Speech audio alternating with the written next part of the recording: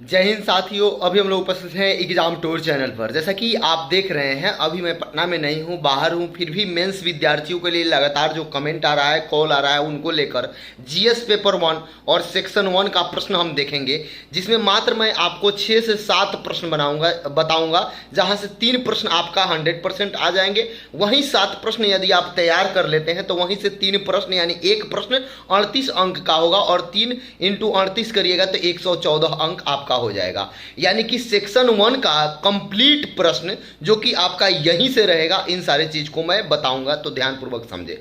सबसे पहले बता दें, जीएस पेपर 67वीं के लिए बहुत महत्वपूर्ण जो प्रश्न है, सबसे वीवीआई प्रश्न है, उसको मैं बताऊंगा। जो पहले बताऊंगा उसको पहले तैयार करना है, जो अंत में बताया जाएगा उसको अंत में तैयार करना है। तो मुख्य परीक्षा के लिए आर्ट एंड कला से जो प्रश्न आते हैं, यानी कि उसको आप लोग देखेंगे। 3 प्रश्न होगा और 3 प्रश्न 38 अंक के होंगे, यानी 114। 6 प्रश्न पूछा जाता है, लेकिन उसमें से केवल और केवल आपको 3 प्रश्न लिखना रहता है। आगे आइएगा, ये कैसे हम जज किए हैं कि इस तरीका से प्रश्न आता है। तो क्वेश्चन बैंक को देखकर, पिछला साल का क्वेश्चन देखकर, महत्वपूर्ण कई सारे प्रश्न को देखने के बाद किस तरीका से ट्रेंड रहा है आप भी जानते हैं। वैसे विद्यार्थी जो कहीं तैयारी करते हैं या उनके कोई सीनियर है, उनके लिए तो कोई खास दिक्कत नहीं है, लेकिन जो पहली बार तैयारी कर रहे हैं या जिनका कोई गाइड करने वाला नहीं है, उनके लिए ये टॉपिक बहुत ही महत्वपूर्ण होगा। केवल और केवल 7 प्रश्न आपको तैयार करना है। तैयार कैसे करना है ये भी हम बता दें। सबसे पहले आप काम करेंगे कि जो मैं बुक बताया हूं इससे पहले वीडियो में, उसमें ले लेंगे, वहां से उस प्रश्न का उत्तर अपने से काट कर लिख लेंगे।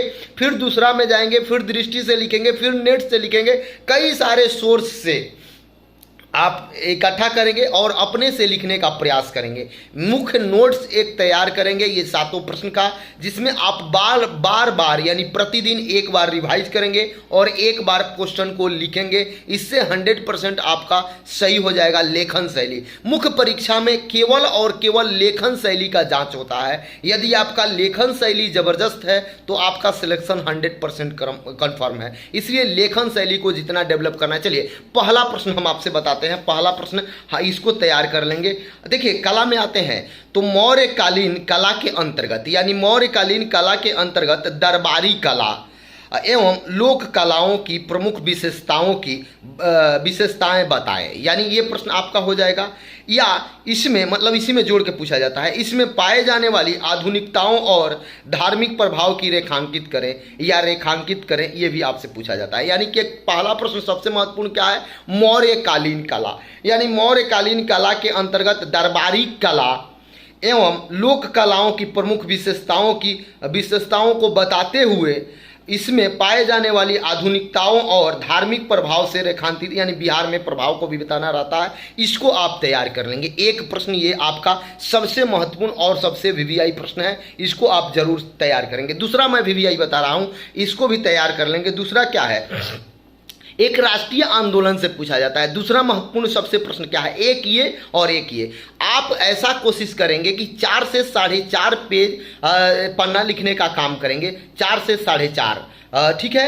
अभी से आप तैयार करें। दूसरा क्या है, भारत छोड़ो आंदोलन में बिहार की भूमिका पर चर्चा करें। ये बहुत महत्वपूर्ण है इस बार के लिए। भारत छोड़ो आंदोलन में बिहार की भूमिका की चर्चा करें, या आप देखेंगे या भारत छोड़ो आंदोलन में बिहार की भूमिका की भी चर्चा करने के लिए पूछ सकता है। या क्या पूछ सकता है, भारत छोड़ो आंदोलन में बिहार की भूमिका की चर्चा करते हुए बताएं कि किस प्रकार इसने बिहार के नवयुवकों में छुपी हुई विद्रोही भावना को एक उचित दिशा प्रदान करने में सहायक हुई या सहायता दी। ये भी आप एक प्रश्न तैयार कर लेंगे। ये भारत छोड़ो आंदोलन का ही अंग है, इसमें ये आपका पूछा जा रहा है कहाँ से, तो ये भी आप देख लेंगे। ये महत्वपूर्ण प्रश्न है। 2 प्रश्न मैं बताया, एक मौर्य कला, एक भारत छोड़ो आंदोलन को बिहार के साथ जोड़कर, और छुपी हुई बिहार के नवयुवकों के बारे में, वह सेम प्रश्न है। इस तरीका से आपसे पूछ सकता है। 1, 2, 3, 4 प्रश्न मिलाकर एक प्रश्न देते हैं, इस बात को आप जानते हैं। तो मैं जिस तरीका से बोल रहा हूं उसको नोट करते जाएं। तीसरा प्रश्न देखिए, 3 नंबर प्रश्न आप देखिए,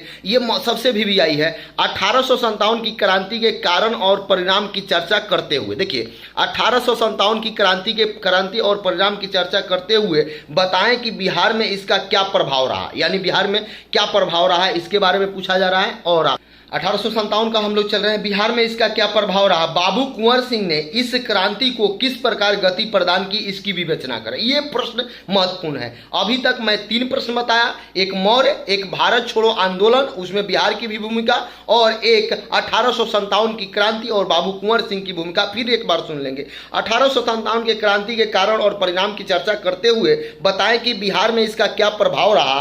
बाबू कुंवर सिंह ने इस क्रांति को किस प्रकार की गति प्रदान की, इसकी विवेचना करें। यानी बाबू कुंवर सिंह को इसमें लाते हुए उनके बारे में और उनका क्या भूमिका रहा इसके बारे में बताते हुए इसको लिखेंगे। यदि आपको लिखने में भी समस्या हो, किसी प्रकार का सहयोग चाहिए, तो भी आप कमेंट बॉक्स में जरूर कमेंट कर सकते हैं। चलिए आगे बढ़ते हैं। चूंकि मैं बाहर हूं तो यहाँ पे कोई व्यवस्था है नहीं, इसलिए मुझे ऐसा वीडियो बनाना पड़ रहा हूं, तो इसके लिए मैं आप सभी से माफी चाहता हूं। चलिए अगला प्रश्न देखिए। इसके बावजूद आगे देखिए, अगला प्रश्न आते हैं। ये भी बहुत महत्वपूर्ण प्रश्न है, इसको भी स्टॉक में रखेंगे। ये प्रश्न क्या होगा? स्टॉक में रखेंगे, इसको अंत में तैयार करना है। 2 प्रश्न मैं बताऊंगा, 2 प्रश्न को अंत में, और दोनों प्रश्न यहीं पे मैं बता दे रहा हूं। इसको स्टॉक रखना है। रविंद्रनाथ टैगोर के मानवतावाद एवं राष्ट्रवाद संबंधित विचारों की चर्चा करें तथा गांधी जी के विचारों से इनके इस विचारों की तुलना करें। ये स्टॉक रखना है। ये बहुत महत्वपूर्ण प्रश्न है, लेकिन इसको स्टॉक में रखना है आपको। देखिए, रविंद्रनाथ टैगोर के मानवतावाद एवं राष्ट्रवाद संबंधित विचारों की चर्चा करें तथा गांधी जी के विचारों से इनकी इस विवेचना की तुलना करें। यह भी आपका एक प्रश्न है, लेकिन इसको स्टॉक में रखना है। चलिए आगे एक और स्टॉक वाला प्रश्न मैं बता दे रहा हूं। 19वीं शताब्दी में बिहार में पश्चात शिक्षा का विकास कैसे हुआ या विवेचना करें, ये सब भी आपके पूछा। ये 2 प्रश्न आपको स्टॉक में रखना है। चलिए आगे बढ़ते हैं।